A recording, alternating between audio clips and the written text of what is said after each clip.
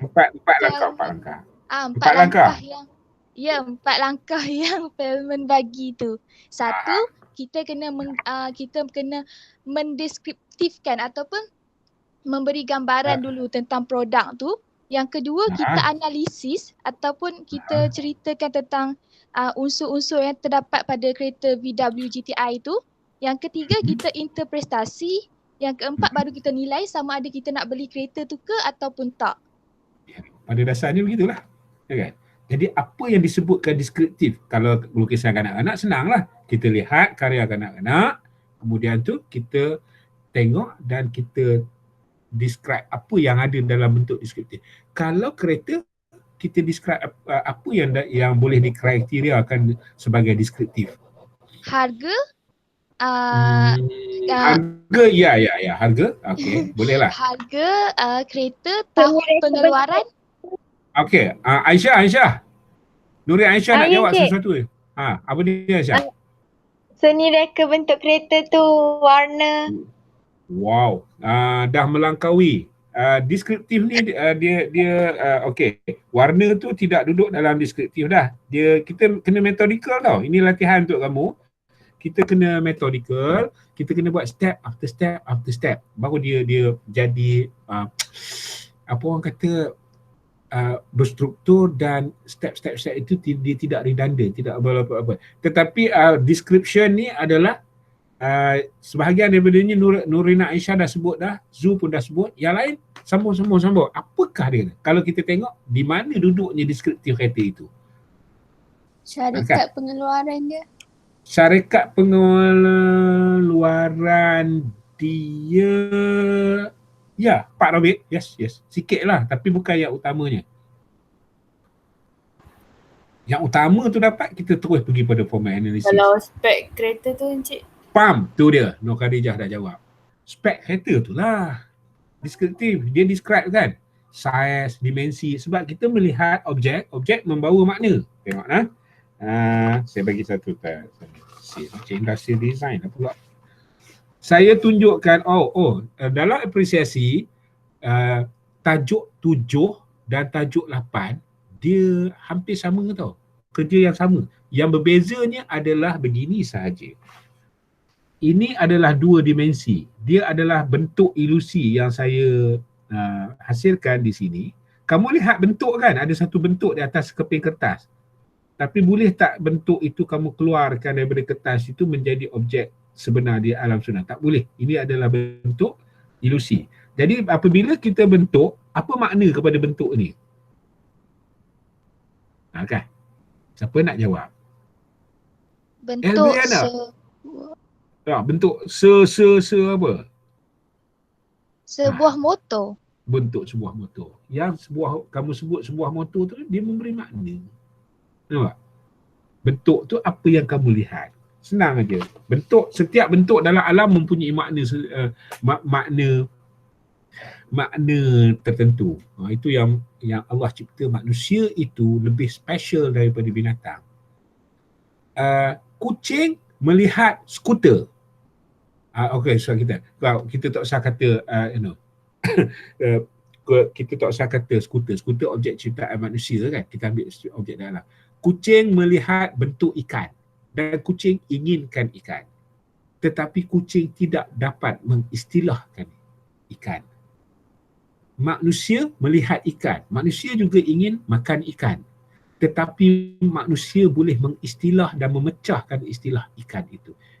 Itulah fakulti yang Allah bagi sangat special kepada makhluk yang bernama manusia itu. Sebab dia boleh meletakkan makna. Dengan meletakkan makna, kita kenal. Kucing tahu ikan mengikut insting baunya, dan dia boleh makan, dia tak boleh makan. Gitu sahaja. Itu special. So Asma' al-Husna tu, 99 nama Allah tu, dasar kepada semua nama yang ada di alam ini. So setiap, ini saya nak terangkan, setiap benda yang ada di dalam alam, objek yang ada di alam, ada makna. Ada setengahnya dicapai oleh minda manusia, ada setengahnya masih banyak melambat-lambat lagi tidak dicapai. Dan makna juga berpecah mengikut bahasa begitu begini. Baik, kita sambung kerja kita. Volkswagen Golf balik. Alright. Deskriptifnya adalah spesifikasi kepada Volkswagen Golf itu sendiri. Deskriptif, dia punya spesifikasi. Enjinnya berapa, ya kan? Fuel consumption-nya berapa, size-nya berapa, begitu. Apabila kita sampai itu, kita melihat sama ada di dalam brosur sebagai dia punya apa orang kata trailer lah, kan. Lepas tu baru kita pergi tengok dekat showroom. Baru kita tengok dalam karya kanak-kanak pun, karyawan dewasa pun, apa benda pun, kan, kita kena tengok objek sebenar dia. Baru description itu tepat. Jadi itu dia. Baik, kita sambung je dengan soalan-soalan tadi. Kalau formal analysisnya, apa bahagian kereta Volkswagen itu? Macam mana kita nak buat formal analysis terhadap kereta Volkswagen? Siapa nak terang? Tadi siapa dia? Aisyah dah pergi sikit lah, kan? Yang tu. Tetapi dia dalam kuadran yang agak advance lah Aisyah ni. Aisyah sebut apa tadi Aisyah? Warna. Formal analysis lah. Formal analysis ni adalah yang melibatkan element and principles of design. Asas nireka, prinsip rekaan, organisasi komposisi itu. Jadi kalau kereta Volkswagen, komposisinya sebegitu rupa. Jadi dia melibatkan warna, kan? Dia melibatkan lain daripada warna, elemen apa? Asas apa lagi? Kita ada 6. Ada 6 asas dan 7 prinsip. Saya selalu kata 6 kali 7.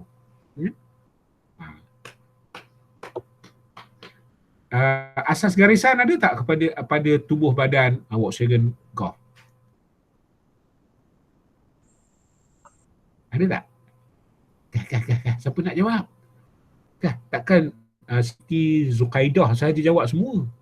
Dia cover semua orang tadi, kan? Tapi dasarnya kita nak detail sikit, kan? Garisan ada tak? Warna dah Aisyah sebut. Jadi garisan ada tak? Umi pun dah sebut, Khadijah dah sebut, Lim dah sebut, Zulaika. Dia selalu ni, dia ada Siti Zukaidah dengan Zulaika. Zulaika. Ya. Dia jelas Zulaika. Kalaulah kita nak buat kaedah Feynman ni, formal analysis stage sekarang kita buat ada di stage formal analysis. Unsur garisan ada tak pada kereta Volkswagen Golf? Garisan tak tahu. Tentu sekali lah ada. Garisan seluruh badan dia ada garisan, outline kepada kereta itu. Betul tak? Mesti ada. Tidak semestinya dilukis dengan pensel. Mungkin pada objek kan, objek ada outline kan. Tentu sekali ada garisan. Bentuk tentu sekali ada lah. Jadi benda-benda yang sebegitu. Selain daripada garisan, warna apa lagi yang ada? Kita katanya siapa lagi ni? Ramai ni, 16. Kita tanya, tadi Ain Najwa dah masuk kelas lagi 1 ke? Belum. Ain Najwa? Belum? Kenapa buka sama je dengan yang kelas lagi 1? Tak tahu.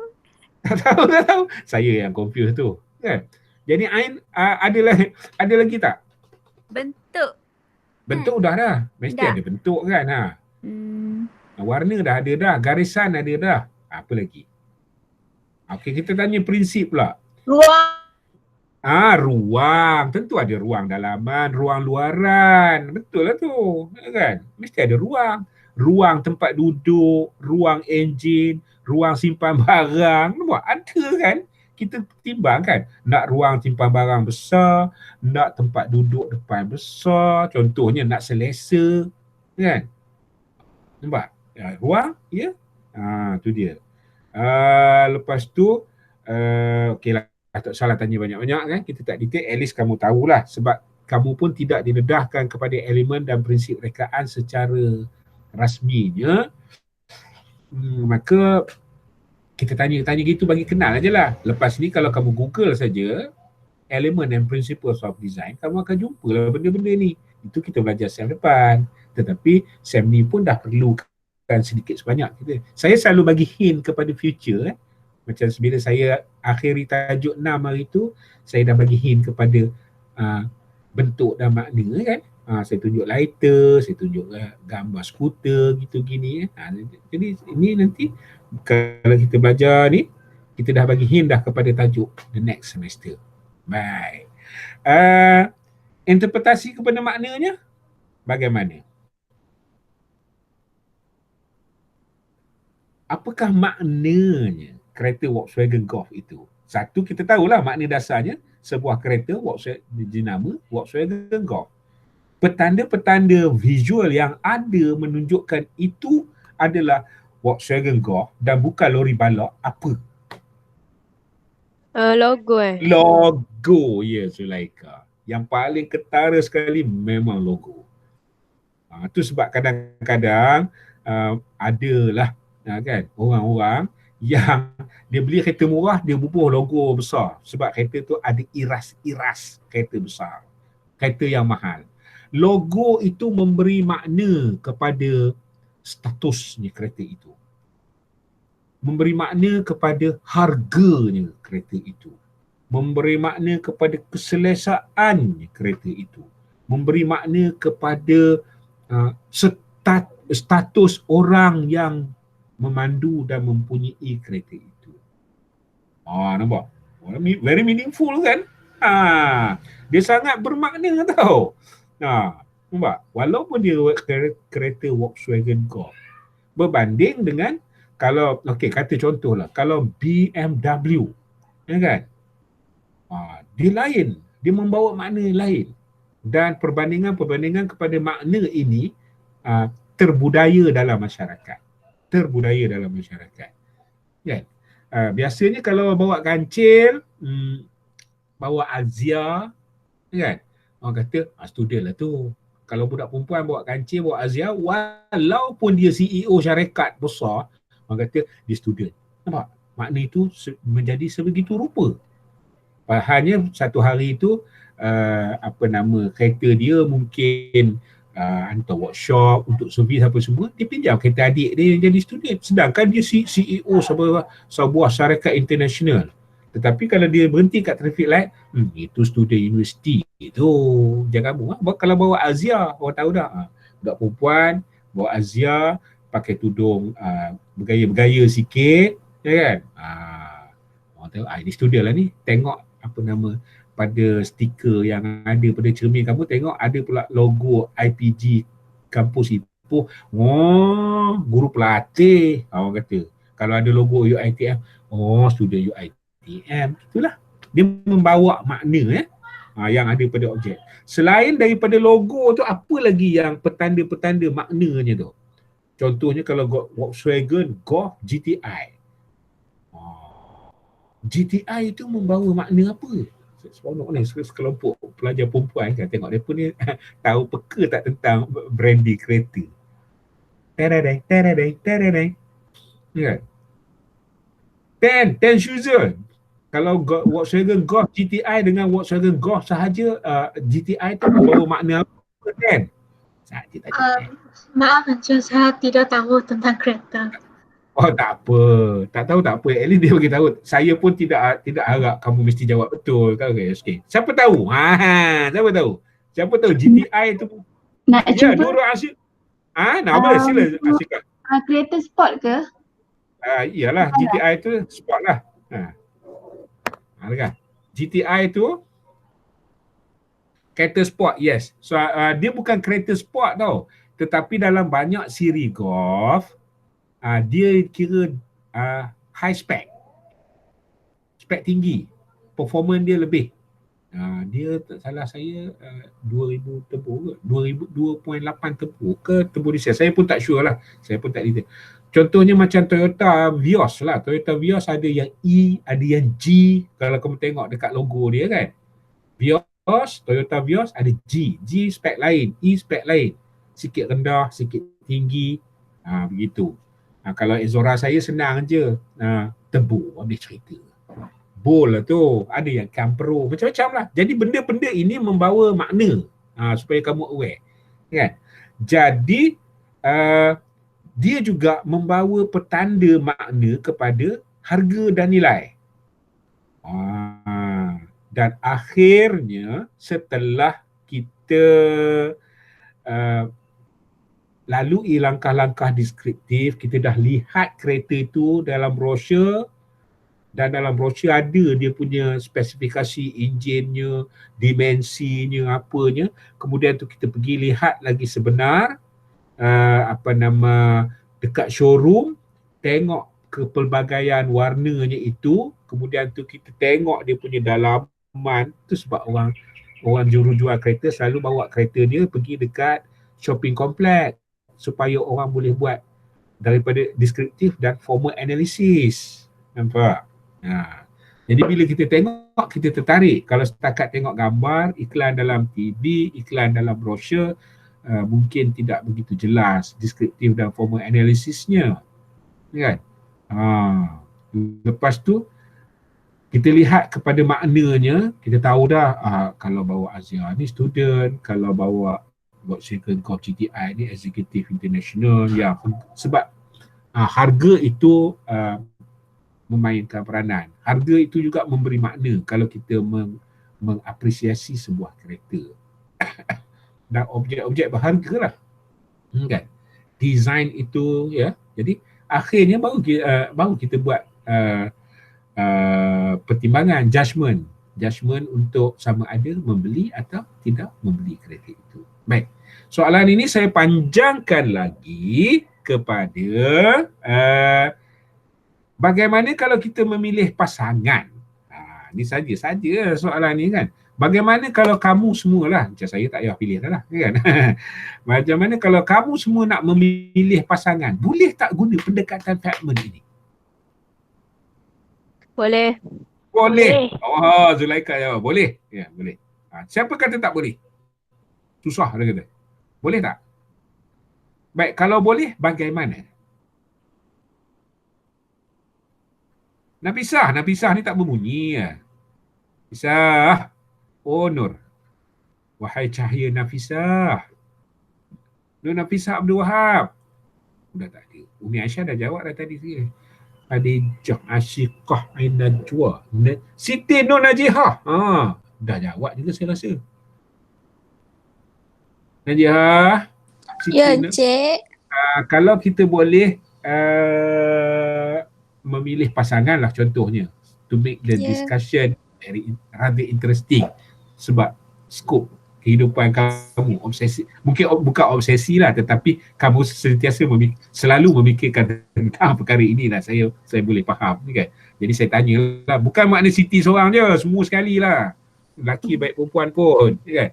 Baik, boleh tak Feldman ini diguna secara berstruktur untuk memilih pasangan hidup? Boleh, kan?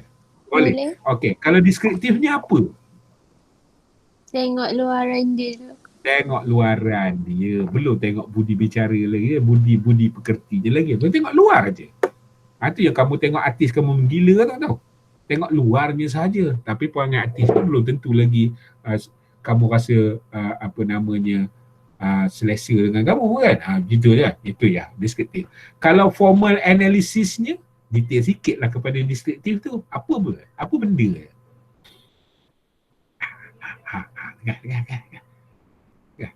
Bila kita tengok luarannya, tentu sekali objek mesti ada rupa, mesti ada bentuk, kan? Kan? Kalau formal analisisnya kepada individu itulah, kita kata itu dalam inverted comma, kan? Dalam individu itu apa yang dia ingatlah, elemen and principle of design ada garisan. Takkanlah tengok orang pakai garisannya. Ya, boleh tau. Bongkok ke, tegak ke, ya kan? Kaki dia bow ke, kan? Tangan dia tu ke, hunchback ke, macam-macam, kan? Contohlah, bukan kita cerita keburukan. Sador mador ke, ya kan? Itu garisan. Nombor 2, kita boleh tengok elemen bentuk setiap objek yang ada berjirim, dia ada bentuk. Kalau bentuk apa benda kalau pasangan? Kita tanya. Okey. Zu nak jawab tu. Bentuk ada yang tinggi, ada yang rendah, ada yang gempal, slim, macam tu. Ya betul. Memang betul. Boleh. Nampak? Lepas tu warna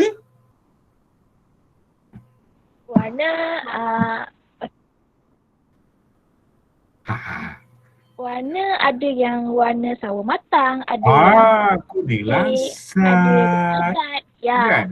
Ada yang hitam-hitam si hitam manis. Ya kan? Macam-macam kan? Itu dia. Lepas tu jari-jarinya ada yang jari panjang. Contohlah kan. Hidung mancung, mata sepet, bulu kening lebat, kan? Berkumis. Itu semua daripada deskriptif kepada format analisis kepada individu. Belum makna tak usik lagi. Baik, kita pergi pada makna individu itu. Apa maknanya? Objek itu membawa makna apa? Individu itulah yang kata objek kan. Individu itu membawa makna apa? Okay. Ini bukan sekadar seni je ni kan. Kita mula seni tetapi sebenarnya kita melihat manusia pun boleh benda ni. Alright, siapa nak jawab? Siapa lagi? 16 orang. How could I miss some of you? Sebab nama Wan Karunisa. Ya Allah. Kak Wan. Okey. Ya, Cik. Okey, kita terangkan makna individu yang kita nak jadikan pasangan hidup itu. Mana? Apa maknanya? Sebelum dia menjadi bermakna terhadap diri kita. Maknanya apa? Kita bagilah kriteria. Representation. Karakter individu tu. Macam tadi Zu ceritakan tentang objek itu sendiri, format analisisnya kan. Tinggi, rendah, gempal, kulitnya, sawo matang. Sekarang apa makna? Semua orang pun ada sawo matang, semua orang pun ada kuning lansat, tetapi makna individu itu sangat spesifik terhadap individu itu. Jadi maknanya apa? Apa dah yang dalam kriteria makna itu boleh itu. Kan? Bagilah salah satu yang kamu agak-agak relevan supaya kamu faham interpretation of makna. Interpretasi kepada makna. Mungkin karakter dia yang bersifat penyayang. That's it. You hit the dirt. Wan Khairul. Betul lah tu. Wan Khairul Nisa, bukan Wan Khairul ni. Kan? Ya, sifatnya penyayang. Tubuh badannya mungkin hampir sama tetapi ada individu yang tinggi lampai yang tidak sayang kepada binatang. Jadi bermakna makna kepada individu itu adalah tidak menyayangi binatang. Individu yang hampir sama juga, ada dua individu lah contoh dia, yang sayang kepada binatang. Dia membawa makna kepada dia sayang kepada binatang. Nampak? Itu makna. Walaupun bentuknya hampir-hampir sama, lelaki tinggi, lampai, badan sado, tetapi karakter. Betul lah yang Wan Karunisa kata tu, betul lah. Karakter. Okey, di antara karakter-karakter yang boleh kita kriteriakan dalam memberi makna kepada individu itu. Satu, apa? Tadi Wan dah sebut satu, orang lain bagi satu lah. Nur Nafisah dah jawab. Nafisah ni dah tahu mana pergi ni. Oh, Kak Nur. Cik Nur. Line dia slow. Line dia slow, tak apa. Okey, Umi tolong jawab untuk dia. Senang je. Bagi je. Bersopan santun. Bersopan santun, yes. Itu memang makna. Walaupun individu itu sama. Hampir sama jasadnya je. Kan? Lagi? Lagi? Takkanlah tak tahu. Nur Najih. Ya. Siapa nak jawab tadi? Saya tak nampak. Elena. Ya. Baik hati Encik. Baik hati, yes. Itu maknalah kepada individu tu. Sabar. Saya bagi tahu satu. Siapa belum jawab lagi? Najihah. Nur Najihah. Soft spoken. Soft spoken. Najihah tu special. Najihah punya special request tu. Dia bermakna. Meaning dia tak soft spoken, dia tak nak yang melalak-lalak, yang bertempik. Okey lah, itu taste lah pula kan. Okey, lagi siapa lagi? Lim Min Chi, ya Allah, Lim Min Chi. Min Chi. Kasih sayang. Kasih sayang, memberi kasih sayang tanpa berbelah bagi, setia, itu bermakna pada ini tu. Dan akhirnya wah, ya saya. Kalau berduit boleh tak masuk dalam karakter? Yes. Kalau kamu jenis mata duitan. Tak, tapi itu betul. Sebab benda itu kebenarannya bukan bermakna Siti Nurzulkaidah berduit, tak. Mata duitan. Tetapi itu di antara kriteria yang memberi satu petanda makna terhadap individu itu. Kalau lelaki dia lain lah persoalan dia, tentu sedikit berbeza dengan perempuan. Ya kan? Ya betul. Ya. Berduit itu salah satu daripada kriteria. Kadang-kadang ada Said nak kahwin dengan Sharifah sahaja. Ada. Jadi status quo menjadi satu petanda makna. Sebelum kita membuat keputusan saya tak perlulah terang pada kamu kan. Kamu pun tahu dah macam mana nak buat keputusan. Setelah menilai secara metodikal kepada kriteria yang ada dalam segmen, baru kita buat penilaian sama ada nak menjadikan pasangan hidup atau nak meninggalkannya. Itu sahaja. Tak kenal maka tak cinta. Maka menyelami perkara-perkara ini harus kenal, harus jumpa. Tetapi kena jaga. Saya selalu ingatkan, kena jaga. Jangan melampaui batas. Itu saja. Jumpa tidak ada masalah. Tetapi jangan melampaui batas. Kenal. Mengenali hati budi tidak perlu berjumpa kerap-kerap. Jumpa dalam WhatsApp pun memadai. Itu contoh je lah. Saya bukan kaunselor. saya bukan nak counsel kamu untuk counsel nikah kahwin macam ustaz pula kan. Tapi saya nak menunjukkan bahawa teori Fahman ini boleh di-applykan dalam broad range of dalam proses kehidupan. Bukan sekadar art, tetapi dalam art dia sangat spesifik lah kan. Itu dia. Nak beli rumah pun boleh guna Fahman. Pergi tengok, pergi nilai, pergi perhatikan design dia, formal analysis dia, ruang dia, bentuk dia. Kemudian tu apa maknanya duduk dalam neighborhood yang macam mana, neighborhood yang ala homestay, yang ada compound yang luas, ada yang apartment, ada yang kondominium berpagar apa semua. Itu memberi makna. Akhirnya baru kita buat pertimbangan. Harga juga. Baik, baru kita tengok. Barulah kita tengok apa yang kita perlu present. Ini tengok, baru kita tengok karya kanak-kanak. Saya rasa kalau setakat ini, insya-Allah kamu dah boleh faham sikit-sikit. Kalau tidak, masak kan. Saya bagi contoh-contoh yang intim dengan diri kamu. Jadi dari lepas ni apabila kita melihat, dia bukan sekadar objek seni tau. Dia boleh melihat apa jua objek dalam alam ini, ada bentuk, ada makna. Kan ketajuk T7 tu berkaitan antara bentuk dan makna. Tetapi sekarang kita belajar seni, kita lihat kepada manipulasi alat dan bahan juga dibagi pertimbangan lah. Baik, kita tengok. Saya buka presentation. Kamu nampak presentation saya? Kelas? Nampak. Nampak Encik. Kamu dah baca dah masa interaksi tak segera itu. Jadi saya go through aje lah. Penerangan tadi dapat bagi kamu insight tidak kepada apakah sebenarnya Fahman ini. Nampak kan? Rasa boleh dah. Baik. Nah, sekarang kita pergi spesifik. Mengapa perlu ada apresiasi? Satu, ini spesifik kepada karya kanak-kanak, memberi penghargaan terhadap usaha kanak-kanak itu buat karya. Jangan dibuat-buat simpan dalam folder. Tahu-tahu markah je keluar. Dia apresiasi ni kena cerita, talk about it. Kalau dalam konteks karya seni. Let the children talk. Itu dia. Bagi anak-anak itu bercerita tentang karya sendiri ataupun karya kawan-kawan. Yang mula-mula ni bagi dia cerita sendiri, kawan dengar. Bila murid-murid dah fasih nanti tentang karya sendiri dan karya kawan-kawan, kita bagi peluang kawan cerita tentang karya kawan dia. Kalau murid masih lagi tak fasih, cikgu boleh buat dalam bentuk bertulis pun, dalam bentuk soal selidik. Bukan soal selidik.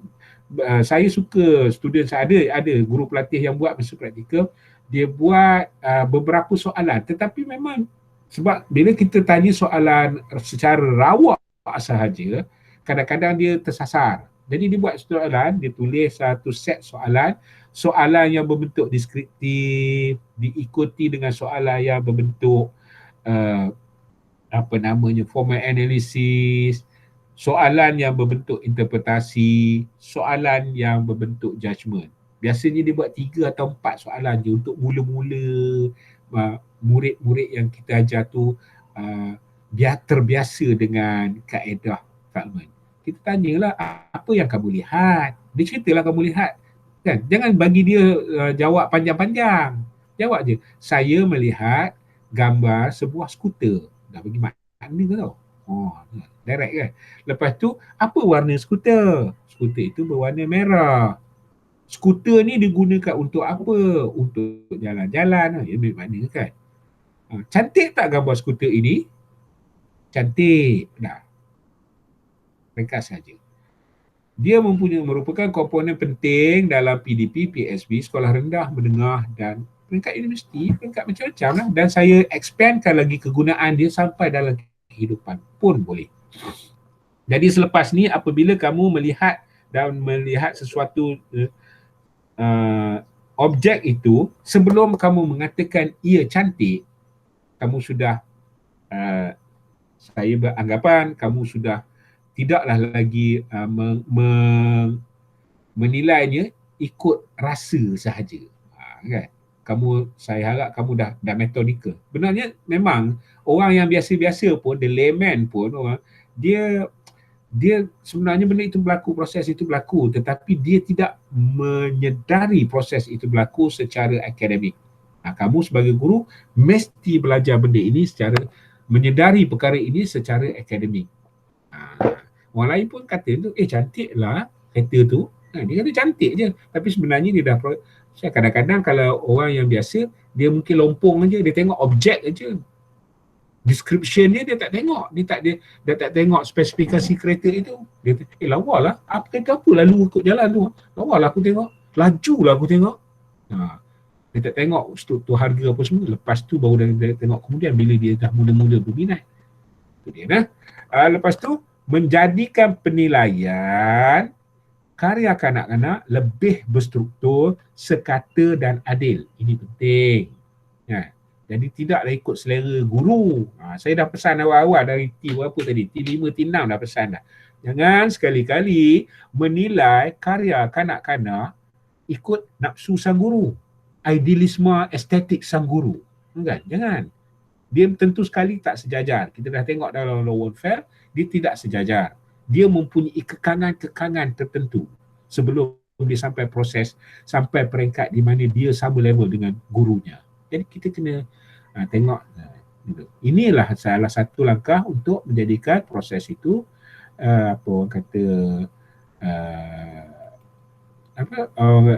lebih adil, kan? Baik, kita tengok. Antara pendekatan apresiasi karya visual yang dibuat, bukan secara rasmi kan, mungkin secara tak rasmi, secara rasmi, secara formal, secara tak formal, secara melihat saja, pendekatan hedonistik. Hedonistik ni betul-betul ikut selera sahaja. Dan selera adalah berbeza-beza. Maka akhirnya keluarlah satu catchphrase yang saya tak berapa suka. Tetapi sering diguna pakai sebagai satu escapism apabila orang tidak dapat menjawab mengapa dia soalan, mengapa karya itu cantik? Di mana cantiknya karya itu? Last kali dia kata, beauty is to the eyes of the beholder. Dia sebenarnya tak faham pun, kan? Dia kata kecantikan itu adalah pada pandangan orang yang melihat. Ini benar, tetapi minda di sebalik mata yang melihat itu bagaimana? Kamu punya sekarang dah patutnya berbeza lah. Sebab kamu dah belajar ni kan. Jadi hedonistik ni banyak digunakan oleh layman ataupun golongan-golongan marhain yang tidak terdidik tentang seni secara formal ataupun tak formal pun kan. Tetapi dia menikmati keindahan itu, cantiknya sesebuah karya itu dia nikmat, kan? Sebenarnya proses itu berlaku secara tak langsung di dalam tubuh badan, dalam jiwa, dalam dia punya kognitif, kan? Tetapi dia tidak dapat menjelaskannya secara terperinci. Sebagai seorang guru, kita mesti boleh menjelaskannya. So kita tidak boleh ambil hedonistik ini. Pendekatan kontekstualistik, kan? Kontekstualistik adalah konteks di mana, dalam budaya mana, dalam enclosure mana, kan? Itu dia, kan?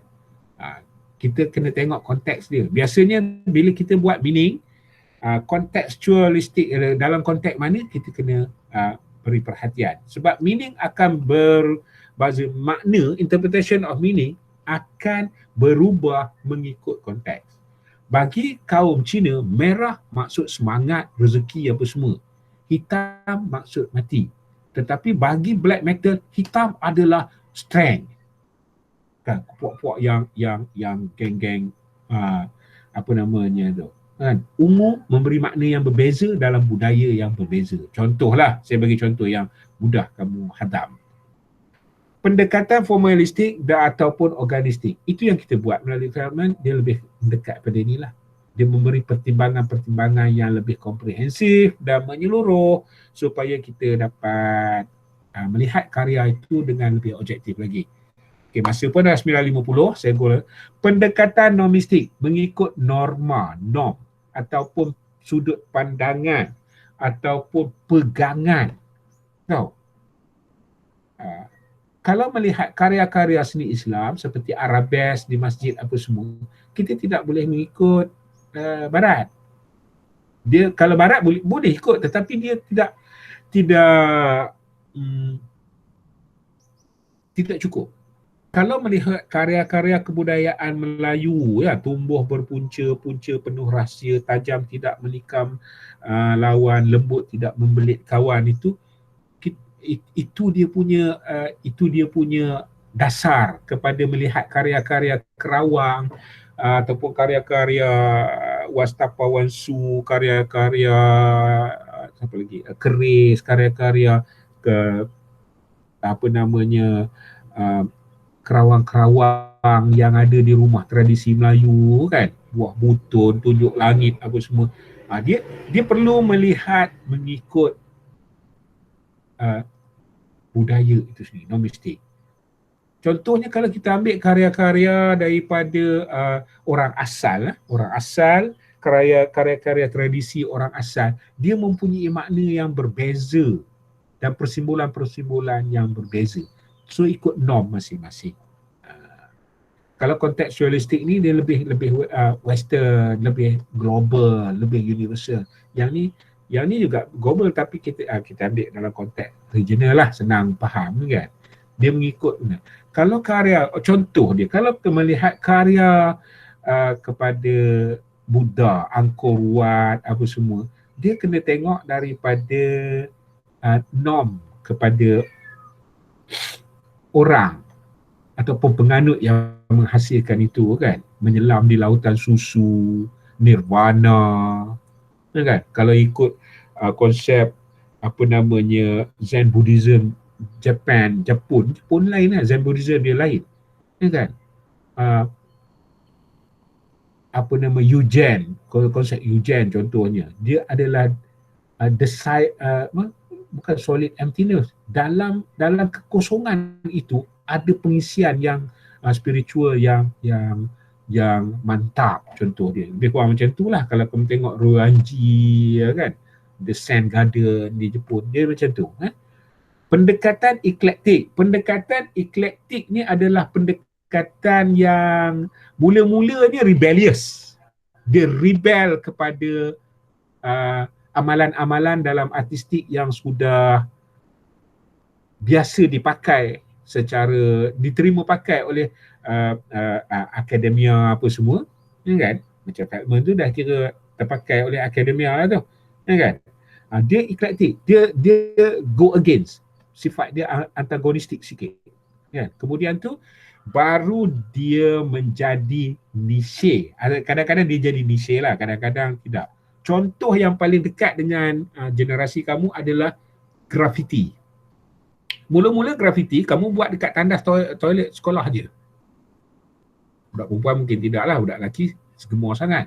Dia sifat dia rebellious, kan?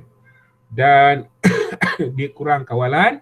Kemudian tu dia cuba mencuri-curi, menconteng di dinding di tempat public dengan grafik-grafik yang dia rasa representasi kepada diri dia sebagai satu angst, teenagers angst. Masa itu masih lagi rejected. Ini pendekatan eklektik.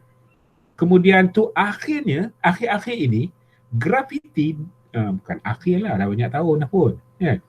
Akhirnya grafiti diterima pakai sebagai satu bentuk seni dan nurtured. Nurtured ni maksud dia dikembangkan, diperakui, diperkembangkan, dan of course kalau dalam konteks seni penghasilan seni halus, akhirnya selalunya dapat financing, kan? Boleh dapat financing, dan akhirnya keluarlah karya-karya grafik. Sekarang ni boleh kata kebanyakan bandar-bandar kecil dan bandar-bandar besar di Malaysia ada je pada dinding asalnya grafiti. Tetapi kalau di sekolah kita tak sebut grafiti, sebab grafiti itu dulu asalnya sifatnya sangat eklektik dan sangat rebellious.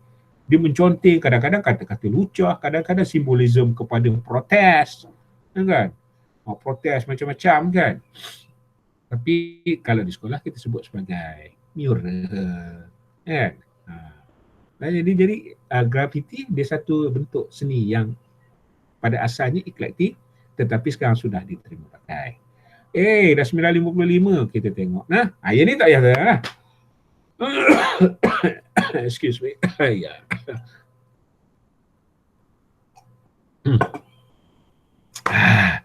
Baik, yang ni senang lah. Dah terang dah tadi, kan? Descriptive, format analysis, interpretation dan judgement. Jadi kalau kita tengok karya seni, karya dewasa, karya orang tua, karya kanak-kanak, lihat hasil karya. Kena lihat. Nombor 2, kena kenali pengkarya sejauh mungkin. Kadang-kadang ada pengkarya yang kita tak dapat jumpa dia face to face apa semua, tetapi kita ada literature yang boleh kita baca tentang tu. Apakah media yang digunakan, saiz dan sebagainya. Bukankah kita dah buat semua benda-benda ni dalam T1 Lowenfeld? Nampak? Yang saya katakan kamu perlu buat begini je sebenarnya. Pengkarya Amrun Umar, tajuk dia bersilat, media dia oil on canvas, saiz dia ni tahun 1980 ni, patut tahun dulu. Jadi kankah kita dah buat benda ni? Jadi alangkah sebenarnya saya kata penerangan 3 minit ni cepat je sebab kita dah buat dah benda ni.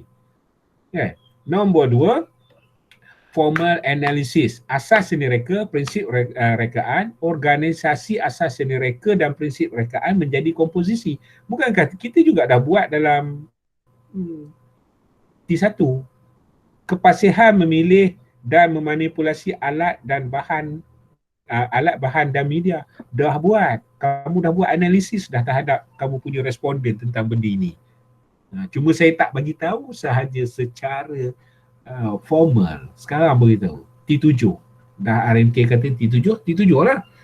Kalau tidak, kalau suruh buat apa namanya tugasan 1, tajuk 7 ni dia ajak awal, saya rasa tempat tu lah tugasan kamu untuk 6 orang responden tu, kan? Kamu boleh terang. Itu pun ada. Saya rasa Nurin lah, Nurin Kamila kan, dia bagi description umum banyak asas dan prinsip. Saya kata saya tak perlukan lagi, so saya suruh dia betulkan balik. Betul tak Nurin? Kamu ya? Nurin ke siapa yang dari Gombak lah, Khadijah apa lah, lebih kurang tu lah. Kan? Dia bagi detail sangat dan detail tu detail umum, kan? I mean cerita umum lah, tetapi dia bagi banyak, kan? Jadi saya kata tak perlu tu. Jadi ubah je lah. Interpretasi makna, lah yang ini memang kamu dah buat dah pun. Dalam tugasan 1. Melihat kepada petanda-petanda visual yang boleh memberi makna kepada karya yang dihasilkan oleh kanak-kanak. Bagaimana? 1 kita tanya soalan, kan? Pertama-tama dia buat tu, kalau kita tengok paparan visualnya, yang rupa kacang tu siapa ayahnya, yang kecil tu siapa kucingnya, contohlah.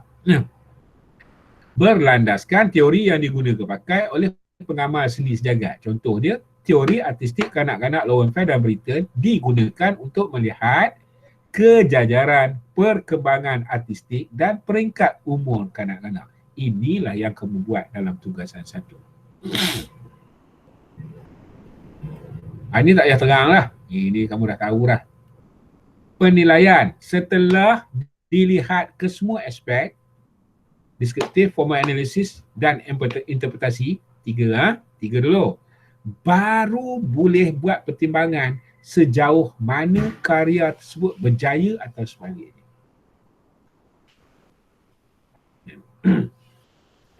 Jadi deskriptif, siapa pengkarya, berapa umur, apa bahan yang digunakan. Itu yang kamu buat dalam tugasan kamu. Berjayakah pengkarya memilih dan menyusun elemen formal secara berkesan bagi menyampaikan maksud, serta sejauh manakah kemahirannya memanipulasi alat bahan dan media yang dipilih. Maka itu juga sudah dibuat. Cuma sejauh mana ini selalunya saya tanyakan dalam tugasan 2. Apakah faktor dominan yang berubah itu? Hampir-hampir sama. Dapatkah makna yang ingin digambarkan oleh pengkarya dilihat dengan jelas dan kejajaran dengan diri dan budaya setempat?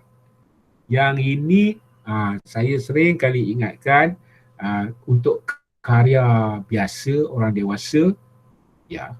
Tetapi untuk karya kanak-kanak tidak boleh dilihat dari kacamata dewasa. Oleh kerana kamu tak belajar Feldman sebelum masa buat tu, maka yang ni sedikit lain. Ada kelainan. Apa maknanya? Kena melihat karya kanak-kanak itu sebagaimana Lowenfeld.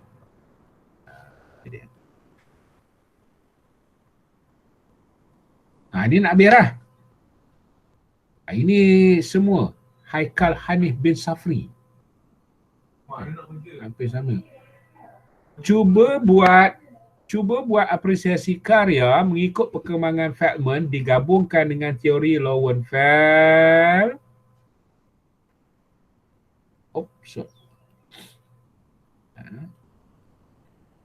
Yang ni tak payah buat. Kamu dah buat dalam tugasan 1 dan sedikit dalam tugasan 2. Akhirnya, bolehkah pendekatan Feldman digunakan untuk mengapresiasi dan membuat penilaian sebelum membeli kereta Volkswagen kau? Dah cerita dah. Habis kuliah tutorial kita hari ini. Nah, baik.